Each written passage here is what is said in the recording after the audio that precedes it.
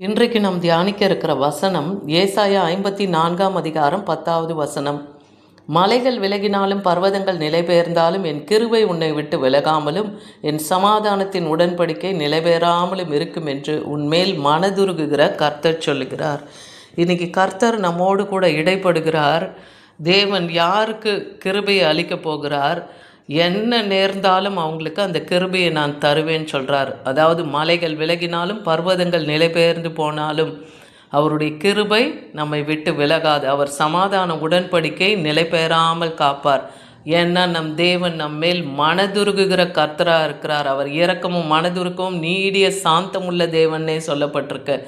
கிருபை யாருக்கு தருகிறார்? தகுதி இல்லாதவர்களுக்கு தேவன் பாராட்டுகிற ஈவு, அந்த இரக்கம், அந்த தயவு தான் அந்த கிருபை இல்லையா? அந்த கிருபையை யார் யாருக்கு தேவன் தருகிறார், அந்த கிருபையை நாம் எப்படி காத்து கொள்ளணும், அந்த கிருபையின் முடிவு நமக்கு எப்படி இருக்க போகுதுன்றது தான் நம்ம இன்றைக்கி தியானிக்க போகிறோம். சங்கீதம் 89ஆம் அதிகாரம் 33-34 வசனத்தில் பார்க்குறோம். தாவீதுக்கு சொல்கிறார், என் கிருபையை அவனை விட்டு விலக்காமலும் என் உண்மை பிசகாமலும் இருப்பேன். தாவீதுக்கு இப்படியாக தேவன் கிருபையை தராரு. என் கிருபை அவனை விட்டு விலகாது. உண்மைனா ஒரு வாயிலிருந்து பிறக்கிற ஒவ்வொரு வார்த்தையும் பிசகாமல் இருக்குன்னு சொல்கிறார். என் உடன்படிக்கை அவனை விட்டு மீறாது. என் உதடுகள்னாலே நான் விரும்பினதை மாற்றாமல் இருப்பேன்னு தாவீதுக்கு அன்னைக்கு தேவன் உடன்படிக்கையை காக்கிறாரு, கிருபை செய்கிறார்னு பார்க்குறோம். இன்றைக்கும் தேவன் நமக்கும் கிருபை அளிக்கிற தேவனாக இருக்கிறாரு, உடன்படிக்கையை காக்கிறவர் இல்லையா? அவர் கிருபையும் உடன்படிக்கையும் தலைமுறை தோறும் அது இருக்கும். ஏன்னா சங்கீதம் 46:2 பார்க்குறோம், பூமி நிலைபெயர மாறினாலும் மலைகள் நடு சமுத்திரத்தில் சாய்ந்து போனாலும் தேவன் அதன் நடுவில் இருக்கிறார். யாருக்கு தேவன் கிருபை செய்ய சித்தம் கொண்டு இருக்கிறாரோ அவர்கள் நடுவிலே அவர் இருப்பேன்னு சொல்கிறார். அவர்கள் அசைய மாட்டாங்கன்னு சொல்கிறார். அதிகாலையிலே தேவன் அதற்கு சகாயம் பண்ணுவார். அப்படிப்பட்டவர்களுக்கு தேவன் அதிகாலையிலேயே தன்னுடைய கிருபையின் வார்த்தைகளை கொடுத்து அவங்கள ஒவ்வொரு நாளும் போஷித்து வழிநடத்துவார். எபேசியர் 2ஆம் அதிகாரம் 4-5 வசனம் வரைக்கும் பார்க்கும்போது நம் தேவன் இரக்கத்திலே ஐஸ்வர்யம் உள்ளவர், என் ஐஸ்வர்யம் உள்ளவர், ஐஸ்வர்ய சம்பன்னர் அவர் இல்லையா? அவர் இரக்கத்துக்கு முடிவே இல்லைன்னு இருக்கு. அவர் நம்மில் அன்பு கூர்ந்து தம்முடைய மிகுந்த அன்பினாலே அக்கிரமங்களிலே மரித்த நம்மை அவர் என்ன பண்ணுறாராம்? கிறிஸ்துவுடனே உயிர்ப்பிக்க வைத்திருக்கிறார். அவர் கிருபையினாலே நாம் ரட்சிக்கப்பட்டிருக்கிறோம். அவர் இரத்தத்தினாலே நம்ம மீட்கப்பட்டிருக்கிறோம். கிருபையினால தான் நம்ம ரட்சிக்கப்பட்டிருக்கிறோம் இல்லையா? வானத்தையும் பூமியும் உண்டாக்கின சர்வ சிருஷ்டிகர், சர்வத்துக்கும் எஜமானாக இருக்கிறவர் நம் தேவன். அவர் நமக்காக தம் ஜீவனையே கொடுத்தார். அவர் கிருபையினாலே இன்றைக்கி நம்ம ரட்சிக்கப்பட்டிருக்கிறோம். இது எவ்வளோ பெரிய பாக்கியம் நமக்கு.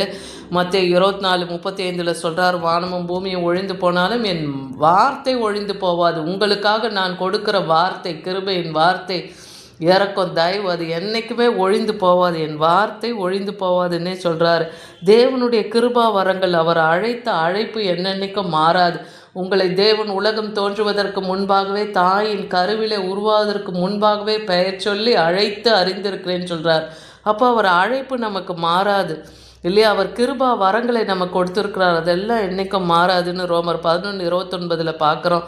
அப்போ நீங்கள் இன்றைக்கி அவருடைய கிருபையை பெற்றுக்கொள்ளணும்னா என்ன செய்யணும்? உங்கள் செவியை சாய்த்து என்னிடத்துல வாருங்கள்னு சொல்கிறார் ஏசாயா 55:3. அப்போ தேவனிடத்தில் நாம் மனம் பொருந்தணும், திரும்பணும், கர்த்தருடைய வார்த்தைக்கு செவி கொடுத்து கேட்கணும். அப்பொழுது உங்கள் ஆத்துமா பிழைக்கும்னு சொல்கிறார். அந்த ஆத்துமா அழிந்து போகாதபடி நித்திய ஜீவனை அடையணும். அதற்காக தான் ஆண்டவராக இயேசு கிறிஸ்து இந்த உலகத்தில் மனுஷகுமாரனாய் வந்து பிறந்தார். நம் பாவங்கள் அக்கிரமங்களை எல்லாம் தேவன் மன்னித்தார்.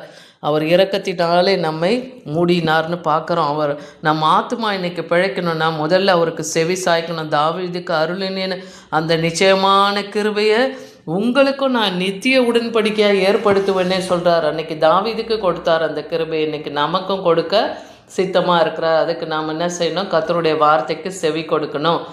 அதே போல் என் நீதியை அறிந்தவர்களே, என் வேதத்தை இருதயத்தில் பதித்திருக்கிற ஜனங்களேன்னு ஏசாயா 51:7 சொல்கிறார். அடுத்த காரியம் எப்படி நம்ம கிருபையை தருவார்?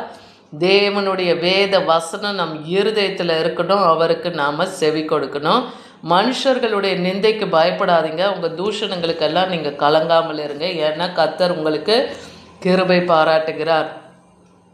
சில நேரம் தேவனுடைய கிருபையை நம்ம இழந்து போகிறோம். ஏன்னா நம்ம அக்கிரமம் பாவம் தேவனிடத்தில் நெருங்க முடியாமல் போகுது. அதனால் அற்ப காலம் மூண்ட கோபத்தினாலே என் முகத்தை இமைப்பொழுது உனக்கு மறைத்தேன்னு சொல்கிறார். ஆனாலும் என் நித்திய உடன்படிக்கை கிருபையுடன் உனக்கு இறங்குவேன், நித்திய கிருபையுடன் உனக்கு இறங்குவேன் என்று கர்த்தராகிய உன் மீட்பர் சொல்லுகிறார். ஏசாயா 54:8 இந்த வார்த்தையை பார்க்குறோம்.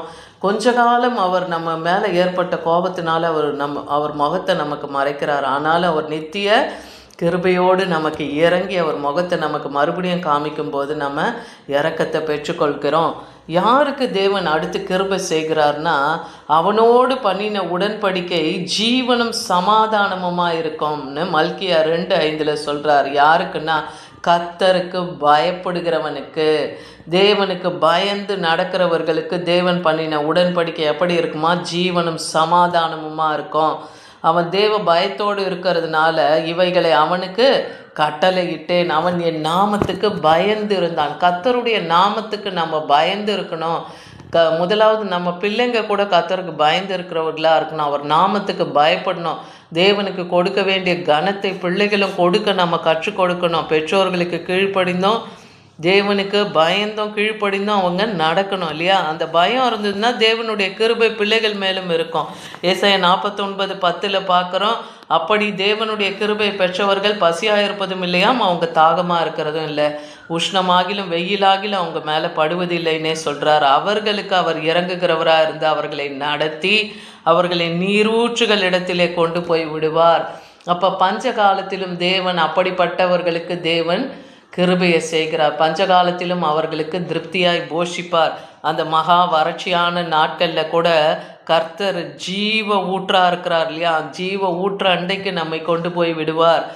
நம் எலும்புகளை எல்லாம் நினமுள்ளதாக்குவார். அதனால கர்த்தரிடத்துல கிருபையை பெற்றுக்கொள்ளுங்க. நாம் செய்த நீதியின் கிரியைகளின் நிமித்தம் அவர் நம்மை ரட்சியாமல், அதாவது நம்முடைய நீதி, சுய நீதி எல்லாம் கிழிந்த கந்தல் இல்லையா? அவருடைய நீதியை என்றென்றைக்கும் நிலை நிற்கும். அப்போ நம்முடைய நீதியின் கிரியைகள் படியெல்லாம் அவர் இறக்கம் செய்யல. மறுஜன்ம முழுக்கினாலே பரிசுத்த ஆவியினாலே நாம் புதுதாக்கப்பட்டு ரட்சிக்கப்படுறோம். அதே போல தம் கிருபையினாலே நம்மளை நீதிமானாக்கி வச்சிருக்கிறார்.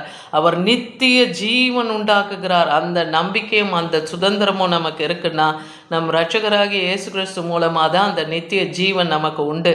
அதை எப்படி நம்ம காத்து கொள்ளணும்னா, பரிசுத்த ஆவி நம்மேல் சம்பூர்ணமாய் பொழிகிறதுனாலே அதை நாம் காத்து கொள்ளுகிறோம். அந்த ரட்சிப்பை நீங்கள் காத்து கொண்டு இருக்கும்போது நித்திய ஜீவன்லே நீங்கள் காணப்படுவீங்க.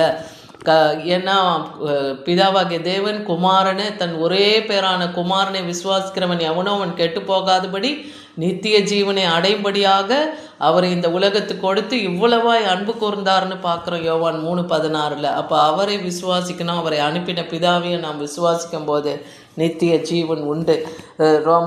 மத்தேயு 16:8-18 பார்க்குறோம். பேதுருவை நோக்கி சொல்கிறார், இந்த கல்லின் மேலே என் சபையை கட்டுவான். அப்போ அது என்ன? பேதுரு மேலே தேவன் ஒரு கிருபையை வச்சிருக்கிறார். பேதுருவினுடைய அர்த்தம் என்னன்னா, கற்பாறை, கல்லுன்னு அர்த்தம், பாறைன்னு அர்த்தம். அப்படிப்பட்ட பாறையாக இருந்த பேதுரு மேலே கர்த்தர் சபையை கட்டுகிறார். பேதுரு மூலமாக தான் அப்போஸ்தல சபை அன்னைக்கு கட்டப்பட்டது. அதனால் அந்த பாதாளத்தின் வாசல்கள் அதை மேற்கொள்ளுவதில்லை. சபையை பாதாளத்தின் வாசல் மேற்கொள்வதில்லை. இன்றைக்கும் சபையாரை பாதாளத்தின் வாசல் மேற்கொள்வதில்லை. இதை விசுவாசிங்க. 2 பேதுரு 3:15 பார்க்குறோம். நம்முடைய கர்த்தரின் நீடிய பொறுமையை ரட்சிப்பென்றும் எண்ணுங்கள். தேவன் நமக்கு நீடிய பொறுமையை கொடுக்கிறார். அதுதான் நமக்கு ரட்சிப்பு. அதை நம்ம விசுவாசிக்கணும். புதிய வானம் புதிய பூமி வர வரைக்கும் காத்திருந்து கரைத்திரை இல்லாதவர்களாய், பிழை இல்லாதவர்களாய், சமாதானமாய் அவர் சந்நிதியிலே நாம் காணப்பட ஜாக்கிரதை உள்ளவர்களாய் இருப்போமானால் அந்த கிருபையை தேவன் நமக்கு கொடுத்திருக்கிறதை என்றென்றும் நாம் காத்து நிற்கும் போது அந்த நித்திய ஜீவனிலே நம்மை கொண்டு போய் சேர்ப்பார். அவருக்கு முன்பாக நிற்க திராணி உள்ளவர்களாய் நம்மை வைப்பார். ஆமீன்.